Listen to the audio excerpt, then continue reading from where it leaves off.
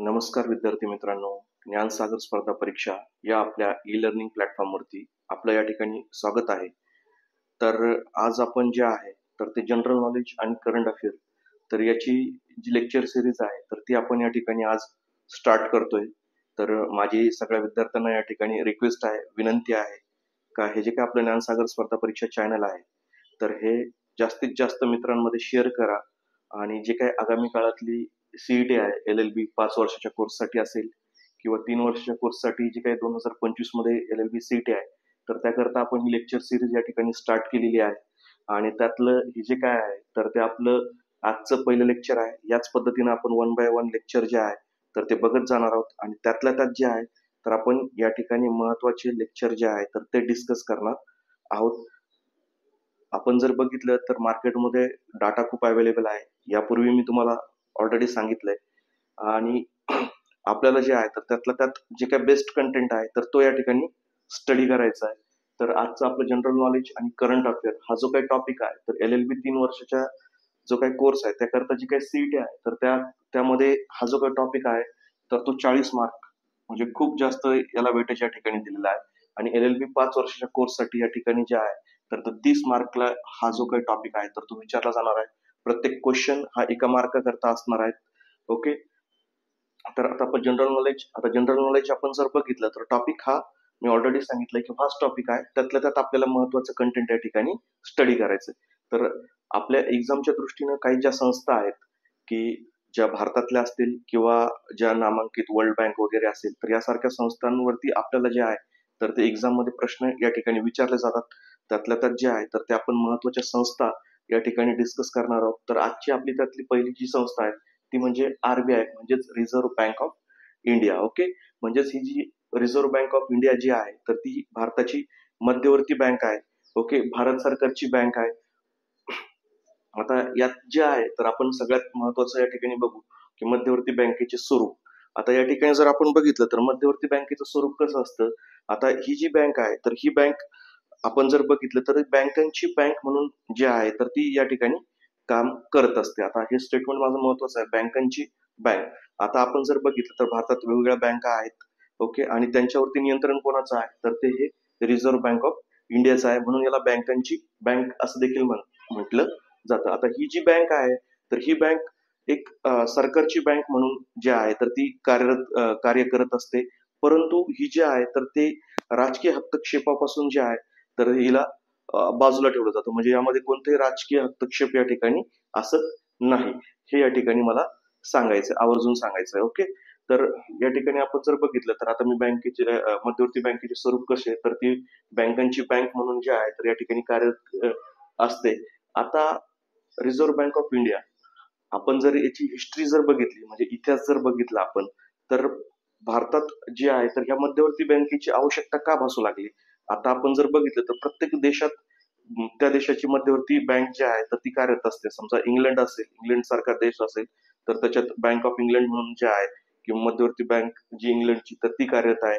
अमेरिकेसारखे जे काही मोठे राष्ट्र आहे तर त्या ठिकाणी फेडरल बँक म्हणून जे आहे तर ती त्यांची मध्यवर्ती बँक आहे. तर अशा वेगवेगळ्या बँक, चायना असेल तर बँक ऑफ चायना म्हणून त्या ठिकाणी आहे. तर अशा वेगवेगळ्या बँकिंग ज्या मध्यवर्ती बँक त्या त्या देशाच्या आहेत. त्याच पद्धतीनं जे भारतात ज्यावेळेस इंग्रज भारतात आले तर त्यावेळेस त्यांना या ठिकाणी बँकेची आवश्यकता या ठिकाणी भासू लागली. आणि हे जे काही 1935 ला जी काही आपली रिझर्व्ह बँक ऑफ इंडियाची स्थापना करण्यात आली तर त्यापूर्वी बँकांवरती कसलंही नियंत्रण नसल्यामुळे बऱ्याच बँका ह्या बुडाल्यात. ओके. तर त्यांच्यावरती कोणत्याही प्रकारचं नियंत्रण नव्हतं की किती कर्ज दिलं पाहिजे किंवा जे आहे तर त्या ठेवी किती स्वीकारल्या पाहिजे किंवा किती प्रमाणात जे आहे तर ते या ठिकाणी बँक रेट म्हणजेच व्याजदर आकारलं पाहिजे. तर असं कोणतंही नियंत्रण नसल्यामुळे जे आहे तर ते या ठिकाणी त्यांच्यावरती नियंत्रण आणण्याकरता जे आहे तर भारतात रिझर्व्ह बँक ऑफ इंडियाची आवश्यकता या ठिकाणी भासू लागली. आता हे जे झालं तर हे बँकेचं स्वरूप झालं. त्यानंतर RBIची जी काही स्थापना आहे तर त्याची हिस्ट्री आपण थोडीशी बघूयात. ओके. तर आता मध्यवर्ती बँकेची सर्वप्रथम जी शिफारस आहे की म्हणजे ही बँक अशी बँक स्थापन करावी अशी प्रथम जी शिफारस आहे तर ते गव्हर्नर जनरल वॉरन हेस्टिंग हे जे काही गव्हर्नर जनरल होते तर यांनी सर्वात प्रथम जे आहे तर भारतात एक मध्यवर्ती बँक असावी अशी जी आहे तर ती संकल्पना या ठिकाणी मांडली होती. आणि तिला जे नाव जी काय देण्यात यावं तर ते bank of Bengal and Bihar असं त्याला या ठिकाणी जे आहे तर ते नाव देण्यात यावं, असं त्यांनी या ठिकाणी जे आहे तर ते त्यांच्या शिफारशीमध्ये मांडलं होतं. आता आपल्याला याच्यावरती प्रश्न कसा विचारला जाणार, की सर्वप्रथम जे आहे तर मध्यवर्ती बँकेची शिफारस भारताकरता असावी असं कुणी मांडलं, तर ते गव्हर्नर जनरल वॉरन हेस्टिंग यांनी. आणि त्याला काय नाव असेल तर ते असेल bank of Bengal and Bihar. Okay. तर जे बंगाल आणि बिहार हे त्या काळी जे आहे तर ती महत्वाची ठिकाणं होती, म्हणून त्या बँकेला जे आहे तर ते हे नाव देण्याचं त्यांनी या ठिकाणी सजेस्ट केलं होतं.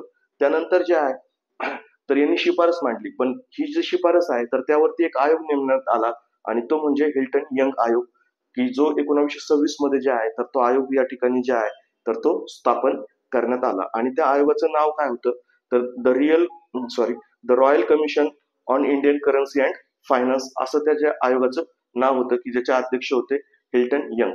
ओके. तर आपल्याला याच्यावरती प्रश्न कसा विचारला जातो, तर रिझर्व्ह बँक ऑफ इंडियाची जी काही स्थापना आहे तर ती कोणत्या आयोगाच्या शिफारस किंवा कोणत्या आयोगाच्या सांगण्यानुसार झाली, तर ते आहे हिल्टन यंग आयोग. ओके. म्हणजे आपण जर बघितलं तर रिझर्व्ह बँकेची स्थापना जी आहे तर त्याची शिफारस सर्वप्रथम कोणी मांडली, तर गव्हर्नर जनरल वॉरन हेस्टिंग महत्वाचं आहे. ओके. त्यानंतर जे आहे तर हिल्टन यंग आयोग नेमण्यात आला, आणि या आयोगाच्या नुसार जे आहे तर ती आरबीआयची स्थापना या ठिकाणी करण्यात आली. आता ह्या आयोगाने जे आहे तर ते वेगवेगळ्या शिफारसी, म्हणजे कसं त्याचं फंक्शन असावं किंवा कार्य असावं या पद्धतीच्या शिफारसी ज्या आहेत तर ते ह्या आयोगात होत्या. ओके. परंतु 1926 मध्ये हा आयोग नेमण्यात आला, आणि त्यानंतर लगेचच जे आहे तर त्या आरबीआयची स्थापना करण्यात आली का, तर नाही, त्याला काही घटनात्मक अडचणी होत्या. तर त्या अडचणी ज्या आहे तर त्या दूर करण्यात आल्यानंतर जे आहे तर ते आपल्या आरबीआयची स्थापना या ठिकाणी करण्यात आली. आता एक आपण जर बघितलं तर 3 गोलमेज परिषदा झाल्या होत्या. त्यापैकी जी शेवटची गोलमेज परिषद होती 1933 मध्ये. ओके. तर त्यामध्ये जे आहे तर भारताकरता एक मध्यवर्ती बँक लवकरात लवकर स्थापन करण्यात यावं असा जो प्रस्ताव मांडण्यात आला. ओके. आणि त्यानंतर जे आहे तर तो प्रस्ताव कायदे मंडळात 8 सप्टेंबर 1933 मध्ये हा जो काही विधेयक आहे की भारताकरता एक मध्यवर्ती बँक असावी, तर हा विधेयक कायदे मंडळात मांडण्यात आला. कधी मांडण्यात आला तो, तर 8 सप्टेंबर 1933 मध्ये. आणि त्यानंतर त्या विधेयकाला मंजुरी कधी मिळाली, तर ती मिळाली 6 मार्च 1934 मध्ये. आता ह्या ज्या काही डेट आहेत तर ह्या काही महत्वाच्या नाही, आपल्याला जस्ट हिस्ट्री बघायची. आणि 6 मार्च 1934 ला या विधेयकाला मंजुरी मिळाल्यानंतर त्या विधेयकाचं नाव काय होतं, तर आरबीआय ऍक्ट 1934, म्हणजे reserve bank of India act 1934, म्हणजेच रिझर्व्ह बँक ऑफ इंडिया कायदा 1934 असं जे आहे तर ते हे विधेयकाला या ठिकाणी जे आहे तर ते नाव मिळालं. आता याच्यात जर आहे तर काय काय लक्षात ठेवायचं, सर्वप्रथम शिफारस कोणी मांडली, त्यानंतर कोणत्या आयोगाच्या नुसार जे आहे तर रिझर्व्ह बँक ऑफ इंडियाची स्थापना करण्यात आली, तर ते हिल्टन यंग आयोग. आणि त्यानंतर जे आहे तर आपल्याला परीक्षेत जे आहे तर ते प्रश्न विचारला जातो की खालीलपैकी कोणत्या कायद्यानुसार रिझर्व्ह बँक ऑफ इंडियाची स्थापना करण्यात आली, तर त्याच्यात ऑप्शन कसे दिलेले असतात की RBI act 1933, RBI act 1934, RBI act 1935 आणि आरबीआय ऍक्ट 1936. त्यावेळेस आपण कन्फ्युजन होतो की अरे आरबीआयची स्थापना 1 एप्रिल 1935 ला झाली, तर तो ऍक्ट 1935च असेल, तर आपण आरबीआय ऍक्ट 1934 असा ऑप्शनला टिक न करता आपण ह्या ऑप्शनला टिक करतो, आणि या ठिकाणी जे आहे तर ते आपल्या प्रश्नाचं उत्तर चुकते. तर महत्वाचं काय आहे, तर आरबीआयची स्थापना कोणत्या कायद्यानुसार करण्यात आली, तर आरबीआय ऍक्ट 1934 हे लक्षात ठेवायचंय. आणि कधी स्थापना करण्यात आली, स्थापना कधी करण्यात आली, तर 1 एप्रिल 1935. ओके. तर हे महत्वाचं आहे या ठिकाणी. आता जर आपण बघितले तर या ठिकाणी 4 पॉईंट आपल्याकरता महत्वाचे होते. ओके. तर ते मी या ठिकाणी स्टार मार्क केलेले आहे. आणि सुरुवातीचे जे काही स्थापना कधी, तर 1 एप्रिल 1935. आणि सुरुवातीचे जे काही कार्यक्षेत्र होतं तिचं, तर ते होतं भारत आणि ब्रह्मदेश. आता ब्रह्मदेश म्हणजे आपला जो शेजारचा भारता शेजारचा म्यानमार जे आहे तर त्याला त्या काळी ब्रह्मदेश असं म्हटलं जायचं. तर हे त्याचं सुरुवातीचं कार्यक्षेत्र होतं. आणि 15 ऑगस्ट 1947 रोजी जे आहे आपल्याला स्वातंत्र्य मिळालं, पण त्याही नंतर 30 जून 1948 पर्यंत ही जी काही आपली रिझर्व्ह बँक ऑफ इंडिया आहे तर ती भारत व बांगलादेश यांची मध्यवर्ती बँक म्हणून जी आहे तर ती कार्य या ठिकाणी करत होती. आता जो काय आपला पुढचा टॉपिक आपण या ठिकाणी जे आहे तर तो बघूयात की त्यांची गव्हर्नर किंवा कार्यपद्धती कशी आहेत, तर हे आपण एक 5 ते 10 मिनिटात बघूयात.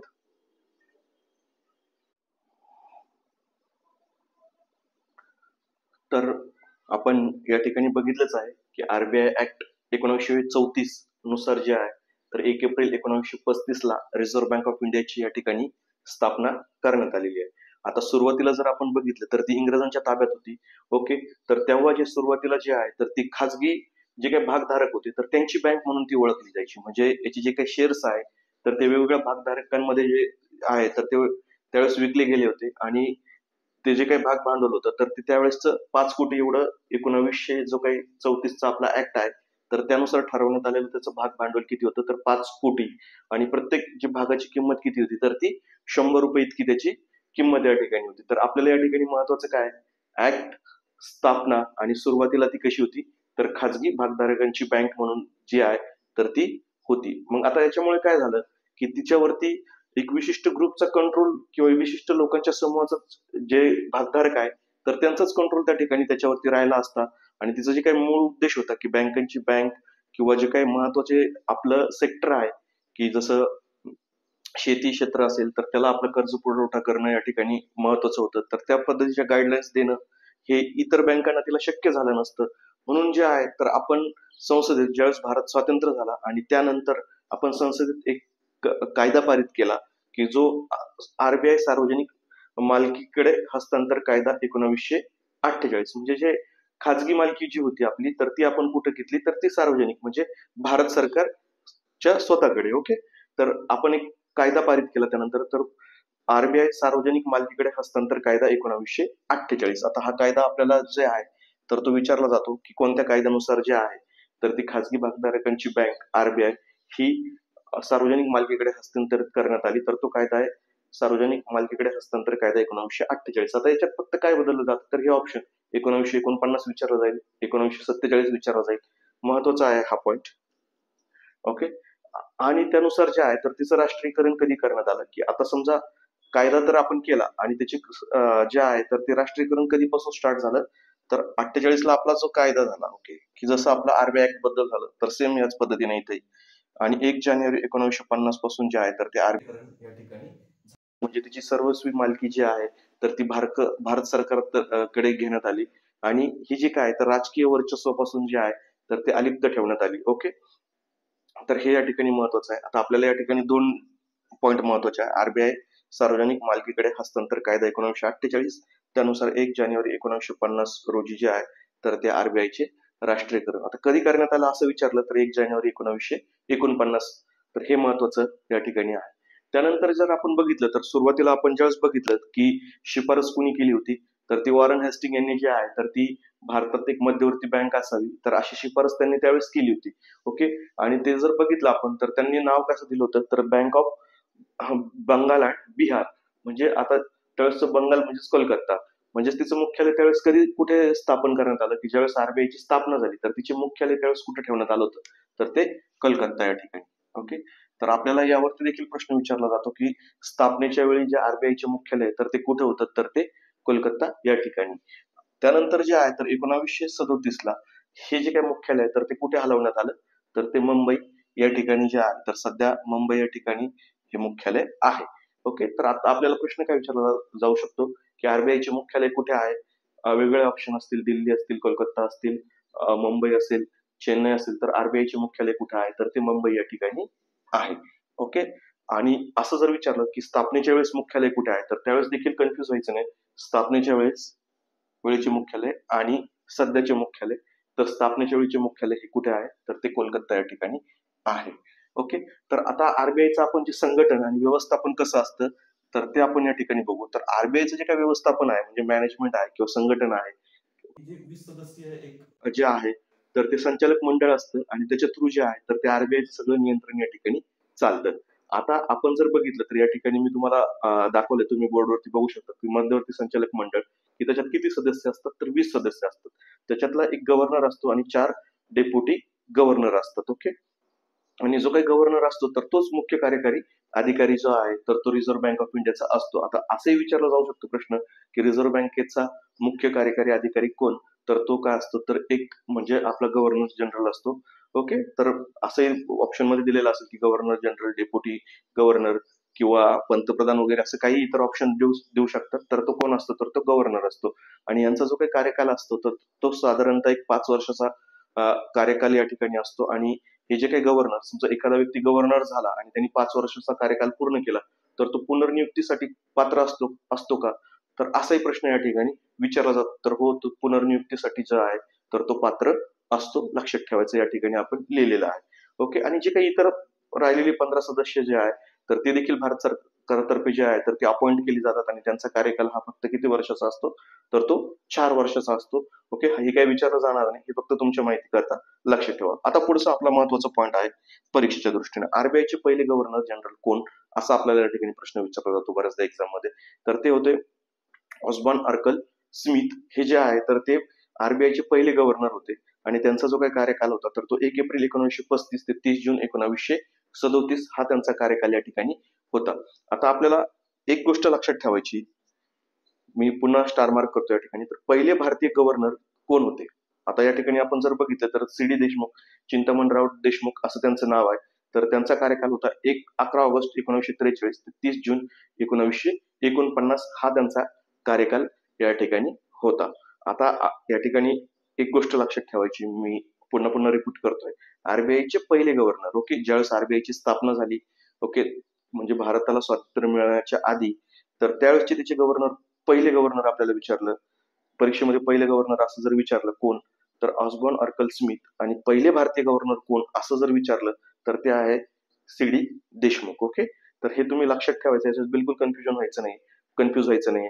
कारण एक्झाम मध्ये असेच फसवे प्रश्न जे आहेत तर ते बऱ्याच ठिकाणी विचारले जातात, की पहिले म्हणजे, या ठिकाणी आपल्याला असं विचारलं जातं की आपल्याला पहिले म्हणजे कोणतं, मग भारतीय पहिलं की फक्त पहिले असं जर आलं तर ते ऑस्बॉर्न अर्कल स्मिथ.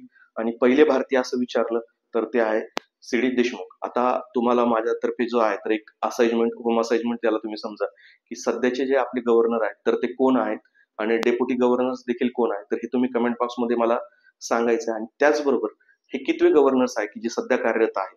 ओके. की 2024-25 मध्ये जे काही कार्यरत आहेत आता सध्याच्या मितीला, तर ते गव्हर्नर आपले भारताचे कोण आहेत, डेप्युटी गव्हर्नर्स आपले कोण आहे की जे 4 इतर डेप्युटी गव्हर्नर्स आहेत, त्याचबरोबर ते कितवे आहेत, तर हे तुम्ही मला या ठिकाणी कमेंट्स बॉक्समध्ये कळवायचं आहे. ओके. आणि हे जे काही आपलं ज्ञानसागर स्पर्धा परीक्षा चॅनल आहे, तर मी पुन्हा पुन्हा रिक्वेस्ट करत असतो की आपल्या जे काही आगामी 2025 ची LLB CET आहे, तर त्याकरता जे काही प्रिपरेशन करताय विद्यार्थी, तर त्यांच्यामध्ये शेअर करा. ओके. थँक्यू.